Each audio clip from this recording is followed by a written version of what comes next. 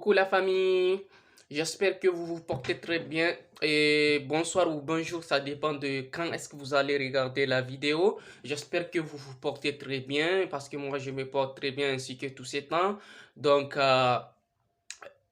ces derniers temps, on a commencé à donner les réponses de la procédure Campus France et j'ai remarqué, ben, je vis dans beaucoup des groupes de Campus France dont j'étais membre, qu'il y a beaucoup de camarades qui déjà qui envoient la photo de leur acceptation et tout, tout. Donc vraiment, je suis content pour vous.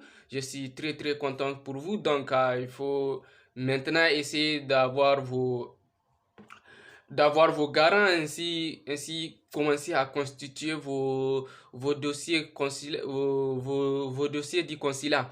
Donc, et ceux qui n'ont pas encore eu les réponses, il faut encore patienter. De toutes les façons, les universités vont répondre à vos dossiers. Donc, il faut juste vous patienter. Parce que comment dirais-je, l'étude des dossiers, ça dépend de chaque université, donc ça se fait pas en même temps, donc il faut juste patienter. Ouais, il faut juste patienter, vous aurez vos réponses.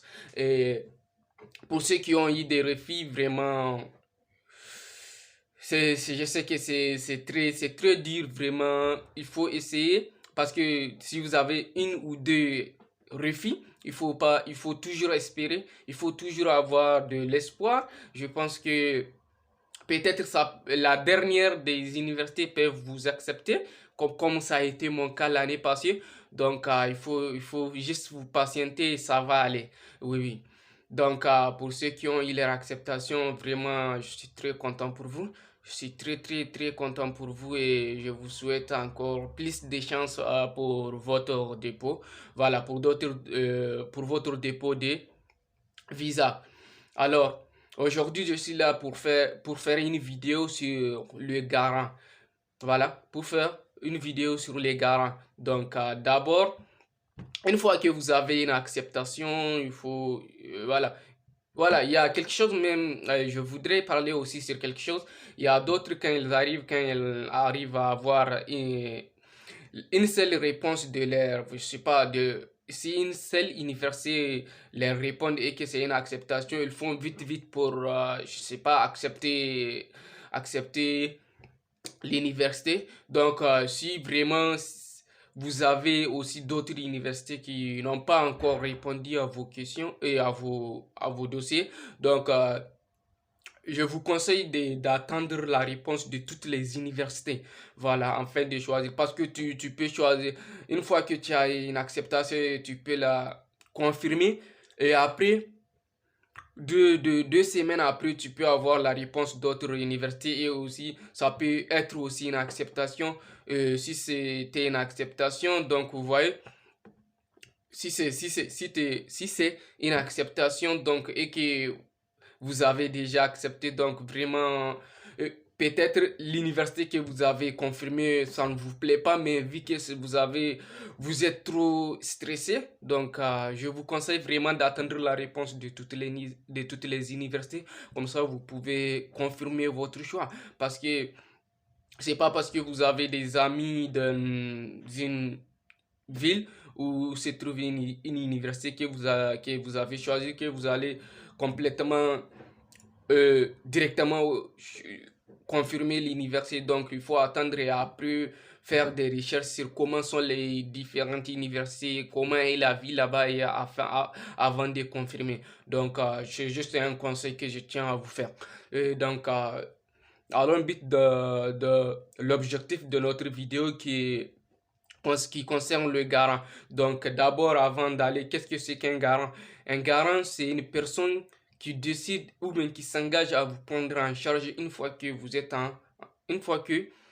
vous serez en France. Donc, c'est une des choses la plus importante pour avoir votre visa parce que il fait pas, le manque d'un garant fait partie des différents motifs. On peut dire le motif 4, vous pouvez l'avoir à cause d'un manque d'un garant solvable. Mais ici, je ne devrais pas rentrer dans les différentes conditions d'un garant parce que ça sera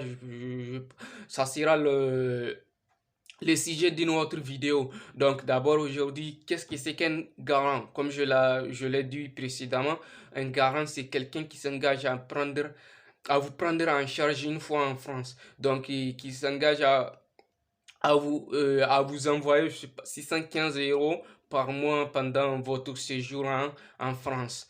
Voilà. Qui peut être votre garant? D'abord, euh, comment dirais-je? Toute personne peut être votre garant. Mais il y a des conditions.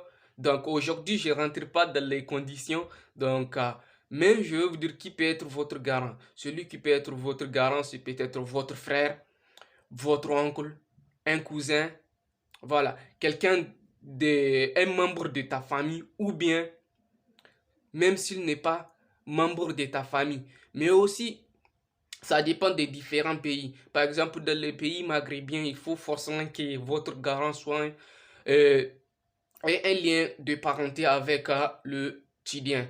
Donc, mais dans d'autres pays, quelqu'un qui ne fait même pas partie de votre parent peut être votre garant. D'accord. Maintenant, pourquoi un garant? Alors, pourquoi, je sais pas, le consulat vous oblige d'avoir un garant?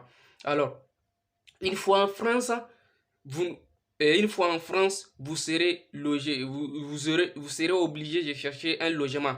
Donc, vous voyez, s'il n'y a pas quelqu'un qui va vous envoyer de l'argent et que vous ne pouvez pas payer le loyer, vu qu'une fois ici, tu ne peux pas être sûr, tu ne peux pas être sûr qu'une fois ici, tu peux avoir rapidement un travail pour pouvoir payer le logement, l'argent de transport, voilà. Vous voyez, c'est pour ça que le consulat oblige les étudiants d'avoir un garant. Alors, si cette vidéo vous a plu, il faut aimer la vidéo, partager avec vos frères et aussi il faut vous abonner pour pouvoir visualiser les autres vidéos qui viendront. Comme je l'ai dit, et les prochaines vidéos, peut-être que je parlerai des conditions, voilà, à remplir pour qu'un garant soit solvable.